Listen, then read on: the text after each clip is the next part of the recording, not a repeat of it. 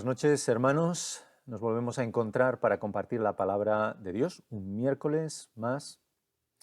Yo no sé si a ti te ocurre que hay personas a lo largo de la vida, estoy convencido de que sí, hay personas que te han marcado poderosamente. Hay personas que, incluso sin proponérselo, han influenciado en tu vida. También estoy convencido de que hay personas a las que amas profundamente, personas especiales para ti, personas que el Señor ha puesto en tu camino. No necesariamente tienen que ser familiares, pueden ser buenos amigos, pueden ser hermanos en la fe, hermanos que el Señor ha puesto a tu alrededor, que han sido motivo de aliento, que no te han acompañado de palabras solamente, sino que te han acompañado de verdad, que han estado a tu lado, que en momentos complicados te han dado pues ese aliento que te comentaba. También es cierto que son personas, seguro que lo puedes poner en tu cabeza, si tienes a alguien así, estoy convencido de que alguien en tu vida habrá con estas características. Son personas a las que te gustaría proteger, que nunca jamás les ocurriese nada, que nunca pudiesen experimentar la desgracia, experimentar el sufrimiento, que te gustaría que no experimentasen nunca jamás la aflicción. Lo cierto es que muchas veces nos encontramos con que eso llega, que el sufrimiento llega, que la aflicción llega. Ayer mismo Toñi y yo recibíamos la noticia de unos hermanos nuestros a los que amamos profundamente, unos hermanos nuestros que tienen esas características que he compartido contigo, hermanos que aman profundamente al Señor, hermanos que sirven de corazón al Señor, hermanos que han marcado nuestras vidas, que siguen marcándolas, de hecho, ejemplos que apuntan hacia el Señor Jesús directamente, no te puedo decir otra cosa, ejemplos de vida que apuntan al Señor Jesús directamente, que te ayudan a seguir al Señor Jesús directamente. Y sin embargo recibimos la noticia de que han perdido a su hija menor. No estoy hablando de una familia de Vilassar, de hecho viven muy, muy lejos, pero son personas que han marcado tremendamente nuestras vidas. Y cuando escuchas esto, cuando recibes una noticia inesperada, porque todo el mundo espera que alguien con 100 años fallezca, por decir algo, pero nadie espera hoy en nuestra sociedad, en medio de lo que vivimos, de una relativa seguridad, nadie espera que una chica jovencita fallezca. Y sin embargo aquí lo tenemos la aflicción de ver a alguien a quien amas, de ver a una familia a la que amas profundamente sufriendo. Y entonces cuando te encuentras con esto, cuando tu corazón se hace así de pequeñito, cuando se hace que dices, Señor, ¿por qué ha tenido que ocurrir esto? Señor, ¿por qué? ¿Por qué exactamente? Y os debo decir que yo por lo menos no tengo la respuesta, yo no sé el por qué exactamente. Pero cuando reflexionas en la pregunta me doy cuenta de que la pregunta está mal formulada, porque en momentos así, cuando nos llega la aflicción, y estoy convencido de que tú también en alguna manera, en algún momento de tu vida experimentas la tribulación, experimentas el sufrimiento, eh, no es la pregunta correcta. La pregunta correcta es ¿a quién debemos acudir en los momentos de sufrimiento? Y la respuesta es clara. Como cristiano, como cristianos, si es que tú has entregado tu vida al Señor Jesús, la respuesta es unívoca, es el Señor Jesús, solamente el Señor Jesús. El apóstol Pedro le decía al Señor, Señor, ¿a quién iremos? Tú tienes palabras de vida eterna. Es por eso que quiero compartir contigo un versículo, un único versículo, pero lleno de significado en ocasiones como la que te he descrito.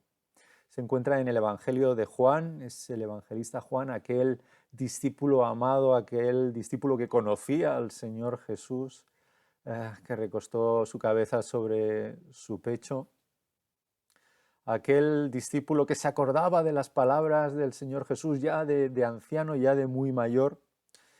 Y dice en el capítulo 16, versículo 33 del Evangelio que lleva su nombre: Estas cosas os he hablado para que en mí tengáis paz. En el mundo tendréis aflicción, pero confiad, yo he vencido al mundo.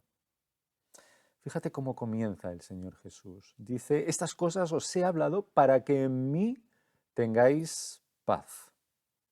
Señor Jesús dice estas palabras cuando Él mismo está a punto de morir en la cruz. Él ya se está encaminando hacia la cruz. A diferencia de nosotros, el Señor Jesús sabía cuándo iba a morir, sabía de qué manera iba a morir, sabía el sufrimiento que implicaba morir en la cruz. Y en esos momentos, ¿en quién piensa? Pues en esos momentos piensa en sus discípulos. Si nos fuésemos al capítulo 17 del Evangelio, veríamos que está pensando en sus discípulos, Pedro, Jacobo, Juan, Andrés, Felipe, pero también en nosotros, también en los que tendríamos que venir después, porque lo que desea es que haya paz en nuestros corazones, a pesar de lo que pueda venir. ¿Paz en qué? ¿En un pensamiento, en una serie de normas, en una serie de filosofías? No, paz en Él. Estas cosas os he hablado para que en mí tengáis paz, para que en mí tengáis paz. Ir a otras fuentes de consuelo puede ser un alivio momentáneo, pero desde luego antes o después va a generar frustración.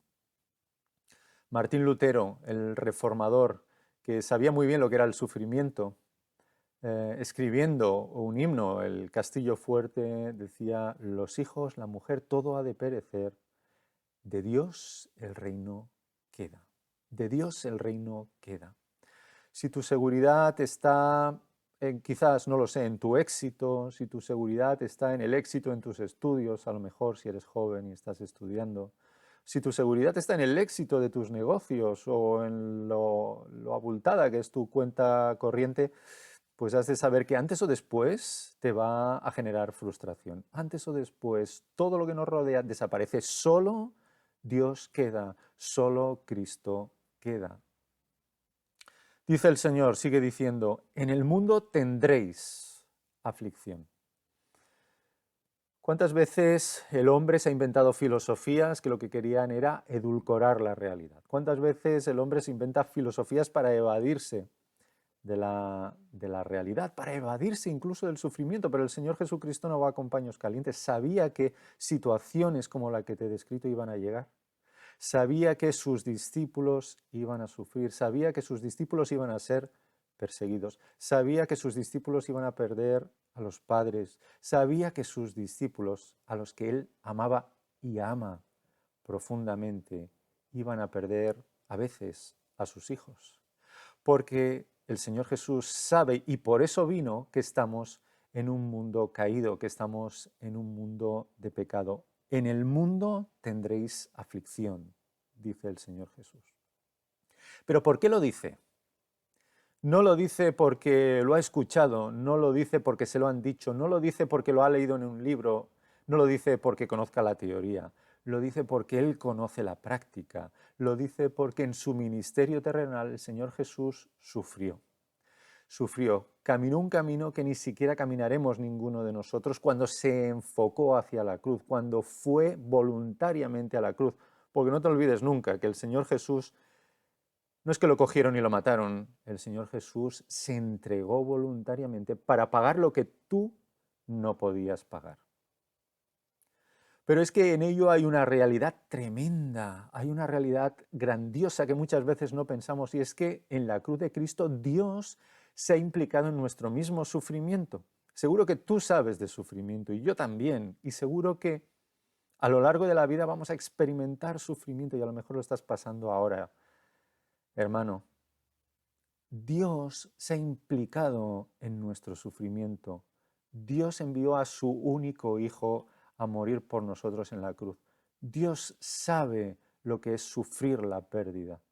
¿Y sabes por qué lo hizo? Lo hizo porque te amaba profundamente, lo hizo porque me amaba profundamente. Esa es la medida del amor de Dios. Dios no lo mira desde el otro lado del vidrio.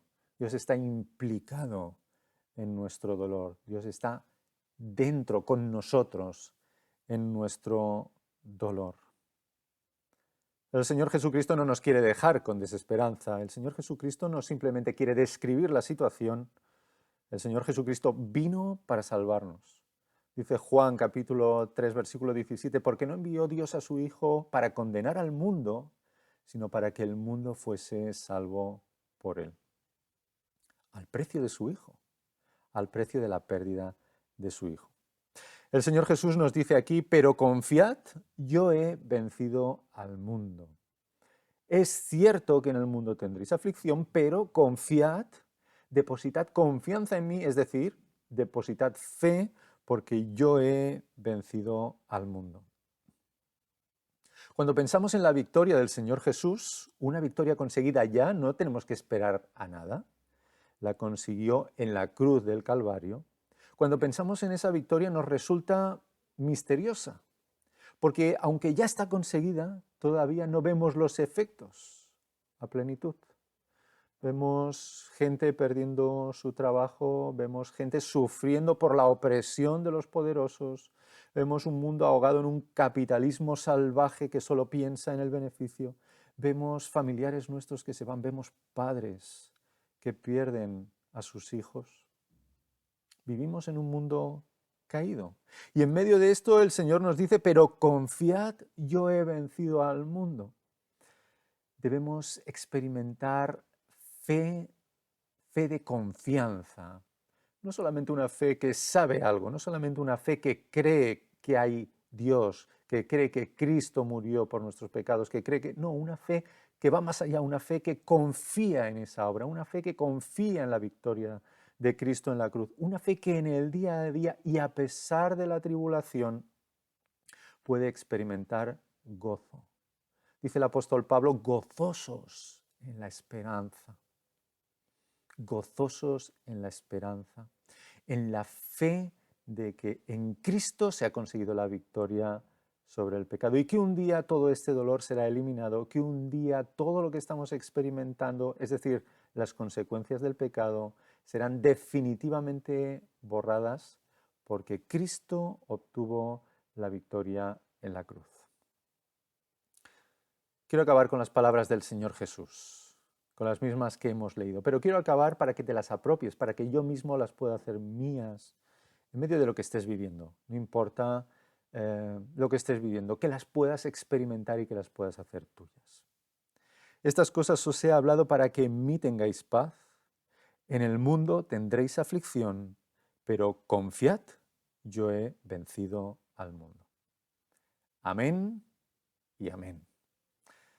Hermanos, amigos, si el Señor lo permite, acordaos, mañana nos volveremos a ver en la reunión de oración. Hasta entonces, deseo que el Señor os siga bendiciendo, que el Señor en las circunstancias en que estés te siga bendiciendo, te siga dando fuerzas y que tú puedas crecer en Él. Que el Señor os bendiga.